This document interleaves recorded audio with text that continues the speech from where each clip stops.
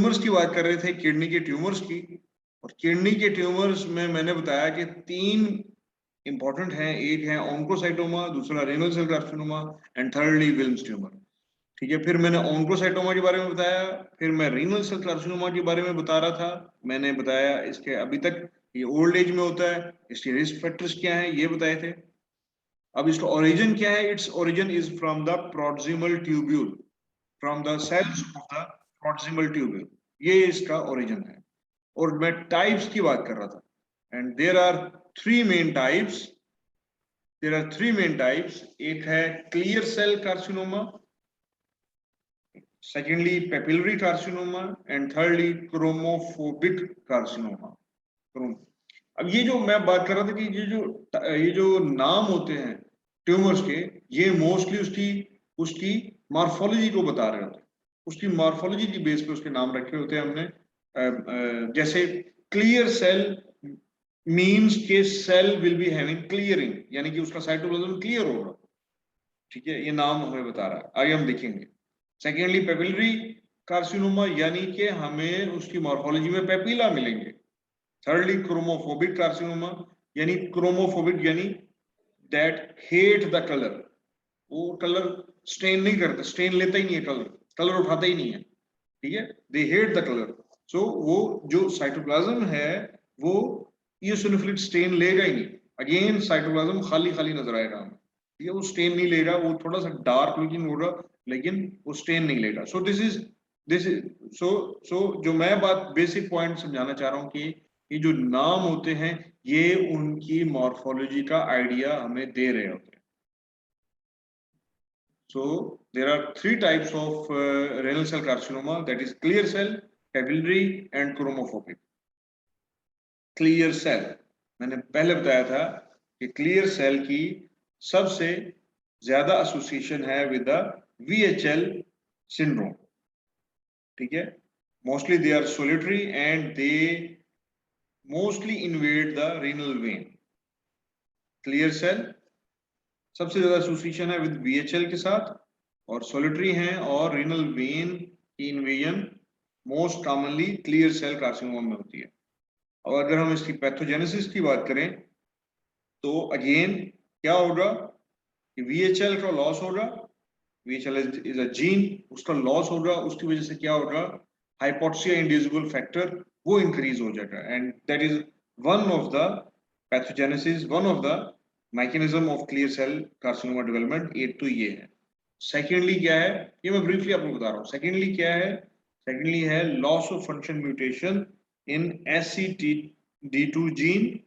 Again it is a gene. Secondly JRID1C gene and UTX gene, इन 3 genes के अंदर loss of function mutation है।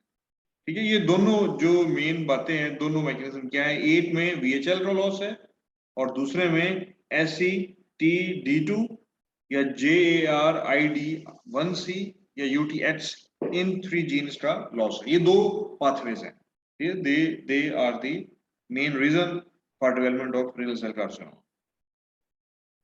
Now morphology grossly क्या है, it will be yellow या orange या ग्रेइश लुकिंग ट्यूमर होगा with prominent areas of cystic और हेमरेज।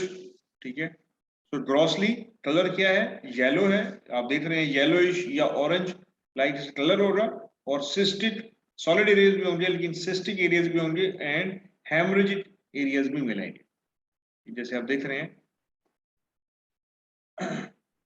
माइक्रोस्कोपिकली मैंने आपको बताया था, माइक्रोस्कोपिकली क्लियर सेल कार्सिनोमा कैसे नजर आएगा, क्लियरिंग ऑफ द सेल।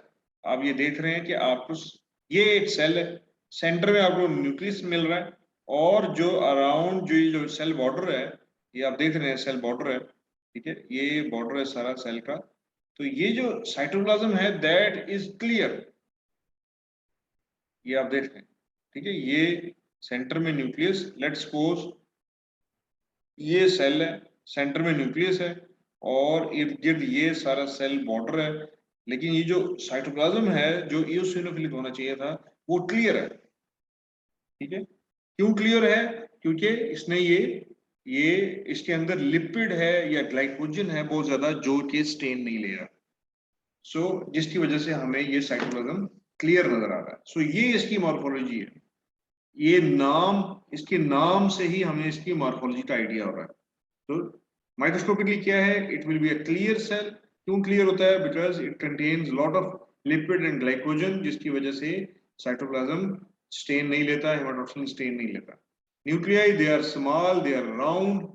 हमें माइटोसिस मिलती है बहुत ज्यादा, लेकिन हमें स्ट्रोमा बहुत कम मिलता है। आप देख रहे हैं कि ये सेल्स ही सेल्स हैं जो कि ग्लैंडुलर या ग्लैंडुलर शेप बनाए हुए हैं सेल्स, हमें स्ट्रोमा बहुत कम मिल रहा है। सो बेसिकली जो सेल की मॉर्फोलॉजी है उसी पे ही इसका नाम है clear cell carcinoma. Secondly is papillary carcinoma. 10 to 15% cases में रेनल सेल कार्सिनोमा वो पेपिलरी है, पेपिलरी कार्सिनोमा है। It is multifocal and bilateral. Clear cell carcinoma usually solitary होता है, जबकि पेपिलरी कार्सिनोमा मल्टीफोकल होता है। अच्छा, अब इसकी पैथोजेनेसिस में इंपॉर्टेंट चीज है एमईटी प्रोटोऑन्कोजीन्स की गेन ऑफ फंक्शन म्यूटेशन, यानी over activation of MET protooncogenes. MET protooncogenes का ओवर एक्टिवेट हो जाना that will lead to papillary renal cell carcinoma. और मैं पहले आपको बता चुका हूं कि हमें इंपॉर्टेंट बात इसमें क्या मिलेगी, हमें इसमें पेपिला मिलेंगे इसकी मॉर्फोलॉजी में। तो जैसे ये हम इसकी मॉर्फोलॉजी देख रहे हैं कि वी आर सीन, ये देखिए ये पेपिला है, ठीक है, हमें पेपिला मिल रहे हैं। So papilla formation with fibrovascular pores, और इसके अलावा हमें necrosis, haemorrhage and cystic degeneration ये सारा कुछ मिल सकता है। But the important thing is papillary formation. अच्छा, उसके बाद है क्रोमोफोबिक। ये सबसे लेस कॉमन है, यानी लीस्ट कॉमन है। सबसे ज्यादा कॉमन तो क्लियर सेल है, उसके बाद पेपिलरी है, एंड लीस्ट इज क्रोमोफोबिक। ये 5% केसेस में होता है। Tumor cells stain more darkly and they arise from intercalated cells of platinum ducts. अच्छा, जितने भी बाकी जो हमने दो टाइप्स पढ़ी हैं, जो क्लियर सेल है एंड पेपिलरी है, they arise from proximal tubule, ठीक है। ये chromophobe, they arise from intercalated cells of platinum ducts। जो oncocytic carcinoma, oncocytoma था, that also arise from platinum ducts। और renal cell carcinoma वैसे तो arise करता है from proximal tubule, लेकिन इसकी जो least common type है यानी chromophobic, that arise from platinum ducts। अच्छा, उसके बाद इसकी पैथोजेनेसिस में there is a loss of function mutation of multiple chromosomes, chromosome 1, 2, 6, 10, 13, 17, 21। So in सारे chromosomes इनका loss, they are involved in the development of renal cell carcinoma, chromophobic type of renal cell carcinoma। Morphologically grossly हमें again वही brown color tumour मिलेगा। और जो important है, जैसे इसकी मैंने पहले बात आपसे की थी कि इसके अंदर भी हमें क्लीयरिंग मिलेगी, लेकिन ये थोड़ा डार्क स्टेन होंगे। क्लीयरिंग क्यों मिलेगी? Because they don't like the colour, they don't take up the haematoxylin, ठीक है, वो इओसिनोफिलिक कलर लेते नहीं है, ठीक है। क्रोमोफोबिक ट्यूमर की खास बात ये होती है कि इओसिनोफिलिक कलर नहीं लेते, लेकिन आप कहें कि ये क्लियर सेल कार्सिनोमा भी यही है, इसके अंदर भी आप देखेंगे कलर नहीं है। बेशक वो उसकी वजह से है कि इसके अंदर लिपिड एंड ग्लाइकोजन ज्यादा है, जो जिसकी वजह से स्टेन नहीं ये ले रहे और हमें साइटोप्लाज्म क्लियर नजर आ रहा है। और इसी तरह इसके अंदर भी हमें यही नजर आ रहा है कि साइटोप्लाज्म क्लियर है, but here cytoplasm is clear लेकिन वो डार्क है, डार्क कलर है, ठीक है, डार्क कलर। जैसे मैंने पहले आपसे शुरू में बात की, ट्यूमर सेल स्टेन मोर डार्कली, ठीक है, वो डार्क कलर है। they have the nuclei are surrounded by clear cytoplasm। So this is the morphology of chromophobic tumor, chromophobic renal cell carcinoma। ये थी इन तीनों, ये तीनों जो टाइप्स हैं रेनल सेल कार्सिनोमा उनकी मॉर्फोलॉजी। पहले हमने बात की कि ये किन में कॉमन होते हैं, हमने कहा किस एज में होते हैं। एक तो ये मेल में होते हैं, दूसरा किस एज में होते हैं, ये ओल्ड एज में होते हैं 6-7 डिकेड। फिर हमने कहा इसके रिस्क फैक्टर्स कौन से हैं। रिस्क फैक्टर्स में हमने कहा ओबेसिटी, स्मोकिंग, VHL सिंड्रोम, ये सारे, और एक्सपोजर था एस्बेस्टॉस का, लेड का, कैडमियम का, ठीक है, इनका एक्सपोजर, ये सारे इसके रिस्क फैक्टर्स थे। फिर हमने इनकी बात की कि ये इनका ओरिजिन कहाँ से है रेनल सेल कार्सिनोमा का। Mainly from the proximal tubule, from the cells of the proximal tubule, ठीक है, वहां से इसका ओरिजिन है। एक्सेप्ट क्रोमोफोब का, क्रोमोफोब का कहां से ओरिजिन है, from the collecting ducts, integrated cells of collecting ducts. जैसे ओंकोसाइटोमाटा होता है वैसे ही क्रोमोफोब का भी कलेक्टिंग डक्ट से ओरिजिन होता है। अच्छा, उसके बाद हमने बात की थी कि इनकी टाइप्स। रेनल सेल कार्सिनोमा मैंने आपको बताया कि 3 मेन टाइप्स हैं। सबसे common clear cell, secondly papillary, thirdly chromophobic. मैंने बात की थी कि जो इनकी मॉर्फोलॉजी है वो इनके इनका नाम इनकी मॉर्फोलॉजी के बारे में बता रहा था। जैसे क्लियर सेल, उसमें क्या होगा, साइटोप्लाज्म क्लियर होगा, ठीक है, जैसे मैंने आपको पहले दिखाया, cytoplasm will be having clearing. Papillary, papillary, इसमें पेपिला मिल रहे होंगे। एंड थर्डली क्रोमोफोबिक, यानी जो जो स्टेन नहीं लेता, जो स्टेन लविंग नहीं है बल्कि स्टेन को हेट करता है, स्टेन नहीं लेता। तो अगेन इसमें क्लियरिंग मिलेगी हमें, लेकिन ये डार्क लुकिंग होंगे, ये डार्क होंगे as compare to clear cell, ठीक है। अब हम आगे इसके, ये मोटी बातें थी जो मैंने मॉर्फोलॉजी में आपको बताई। तो अब हैं इनके clinical features. There is a triad, होगा क्या, एक पेशेंट को हेमाचूरिया होगा, यानी ब्लड आएगा विद यूरन। सेकेंडली, लेकिन पेन नहीं होगी इसमें, पेनलेस हेमाचूरिया। सेकेंडली, चूंकि ट्यूमर है in the kidney, so flank region में, यानी हमें पेशेंट को मैस मिलेगा, there will be palpable abdominal mass. And thirdly क्या होगा, there will be dull flank pain. ये 3 चीजें होंगी। दिस ट्राइएड इज मोस्टली, ये रिप्रेजेंट करता है रेनल सेल कार्सिनोमा। ये जो ट्राइएड है, ये जो 3 सिम्टम है, ये करेक्टरिस्टिक है, ये करेक्टरिस्टिक फाइंडिंग है। जरूरी नहीं है कि हर पेशेंट इसी के साथ प्रेजेंट करे, लेकिन मोस्ट लाइकली जो सिनेरियो देगा उसमें ये 3 चीजें बताएगा, और ये आपको आइडिया दे देगा कि this is most likely a case of RCC. तो ये ट्राइएड आपने याद रखना। अगर पेशेंट कंप्लेन हो पेनलेस हेमाचूरिया, यानी हेमाचूरिया लेकिन पेन नहीं है, ठीक है। सेकेंडली, उसे फ्लैंक पेन है, यूरिन करते हुए ब्लड आ रहा है लेकिन पेन नहीं है, लेकिन फ्लैंक में पेन है, यानी कि एब्डोमिनल रीजन जहां पे किडनी होता है वहां पे पेन है। एंड थर्डली, जब आप उसे एग्जामिन करो तो वहां पे हाथ रखो तो आपको पैल्पेट हो जाए कि there is a abdominal mass. तो ये 3 चीजें, ये कैरेक्टरिस्टिक है, ये कैरेक्टरिस्टिक ट्राइएड है फॉर रेनल सेल कार्सिनोमा।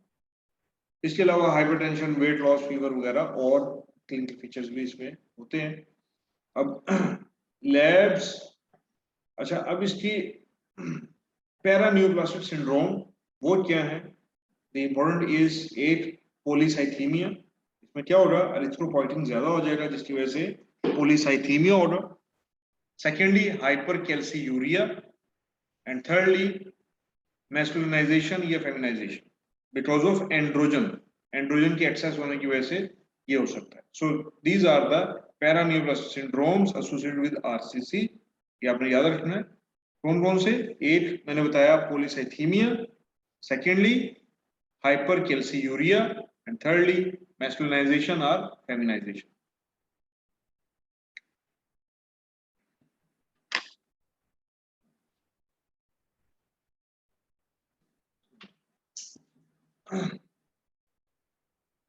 अच्छा, हमने अब बात कर ली रेनल सेल कार्सिनोमा की। Now let's talk about Wilms tumour. अच्छा, ये Wilms tumour is more common in children. तो अगर बच्चों का सिनेरियो आएगा रेनल ट्यूमर के साथ, तो सबसे पहले आपके माइंड में विल्म्स ट्यूमर आना चाहिए बच्चों के सिनेरियो में। लेकिन आप उसके क्यों मिल रहा है?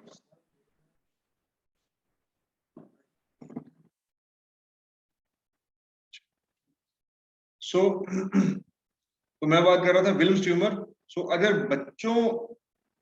बच्चा हो और एब्डोमिनल मैस हो और या रेनल मैस हो सिनेरियो, ठीक है, तो आपने सबसे पहले आपके जहन में विल्म्स ट्यूमर आना चाहिए, because it is more common tumour in children.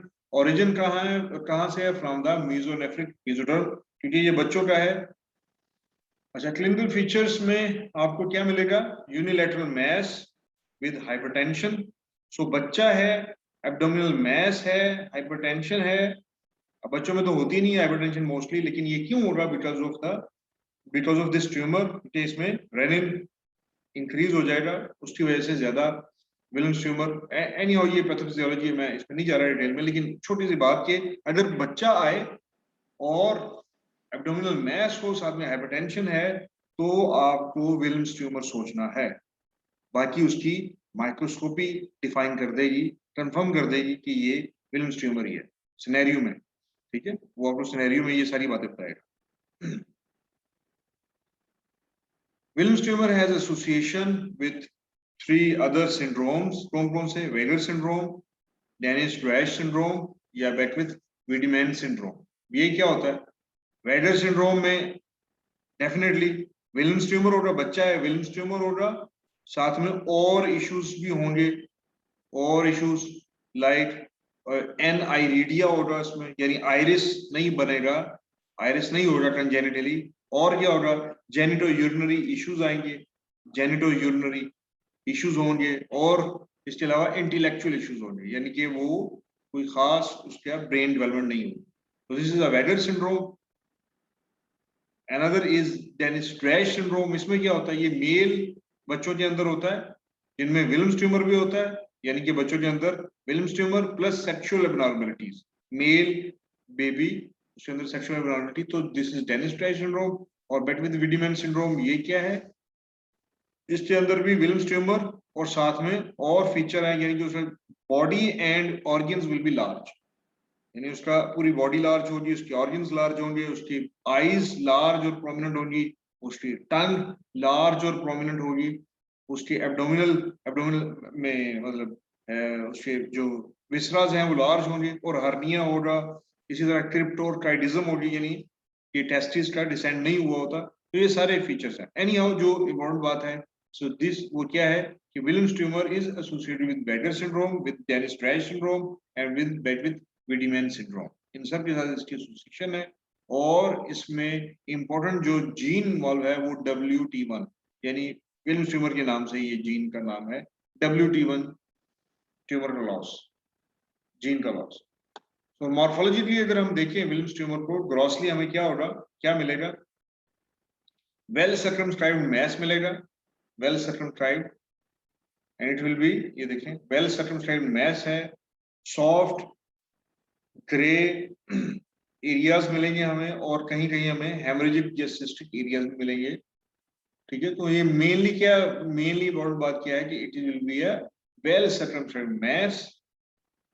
और जो कैरेक्टरिस्टिक पॉइंट है वो ये है कि tumour will be having triphasic combination. ये क्लासिक इसकी अपीयरेंस है, ट्राइफेजिक कॉम्बिनेशन, यानी उसमें blastemal, stromal and epithelial cell, तीनों तरह के सेल्स होंगे। यानी ब्लास्टेमल यानी कि कोई immature type cells, small size small cells, ये जिनका न्यूक्लियस स्मॉल होगा, साइटोप्लाज्म भी स्कैंटी होगा, इस तरह के सेल्स मिलेंगे। एपिथेलियल सेल्स मिलेंगे, यानी कि एपिथेलियल सेल्स मिलेंगे जो कि रोजेट फॉर्मेशन में होंगे या ग्लैंड की फॉर्मेशन में होंगे। ये आप देख रहे हैं, ये जैसे ग्लैंड्स की फॉर्मेशन में या ट्यूब्यूल की फॉर्मेशन में। एंड थर्डली स्ट्रोमल सेल्स, यानी कि हमें स्पिंडल शेप्ड सेल्स मिलेंगे। तीनों तरह के सेल मिल सकते हैं, ब्लास्टेमल यानी इमेच्योर सेल्स, एपिथेलियल जो कि स्केमस भी हो सकते हैं, एडिनो फॉर्म में भी हो सकते हैं, वो ग्लैंडुलर फॉर्म में, रोजेट की फॉर्म में, ट्यूबुल फॉर्म में हो सकते हैं, और थर्डली स्ट्रोमल यानी कि स्पिंडली किस्म के सेल्स हमें। तो ये तीनों तरह के सेल्स इसमें मिलते हैं, और ये क्लासिक प्रेजेंटेशन है विल्म्स ट्यूमर। इस पे डायग्नोसिस कंफर्म हो जाएगी, this is a Wilms tumour. So clinical feature again उसी तरह एब्डोमिनल मैस है जो हम पहले बात की आपसे, साथ में हेमाचूरिया, एब्डोमिनल पेन, फीवर, वही सारे जो फीचर्स जो रीनल ट्यूमर की जो पहले फीचर मैं बता चुका हूँ कि तीन जो चीजें मिलेंगी वही इसमें मिलेगी। लेकिन इंपॉर्टेंट बात क्या है कि बच्चा हो, रीनल मैस हो, बच्चा हो, रीनल मैस हो, हाइपरटेंसिव हो, तो आपने विल्म्स ट्यूमर सोचना, ठीक है, विल्म्स ट्यूमर सोचना। और कंफर्मेशन कहाँ पे किस तरह से होगी? विद इट्स माइक्रोस्कोपिक फीचर्स, ठीक है। ये था हमारा हमारी डिस्कशन अबाउट रीनल ट्यूमर्स। मैंने बात की, क्या मैंने बात की? मैंने कहा कि देर आर 3 मेन ट्यूमर्स। वैसे तो इसकी क्लासिफिकेशन काफी लेंथी है, लेकिन जो इंपॉर्टेंट है आपके लिए वो 3 ट्यूमर्स हैं, oncocytoma, renal cell carcinoma and Wilms tumour. ये इंपॉर्टेंट है आपके लिए। अब oncocytoma is a benign tumor और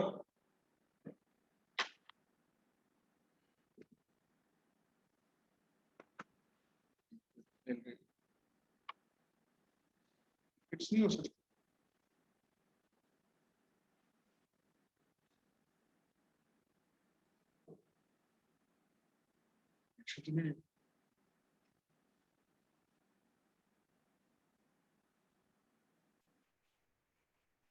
बटन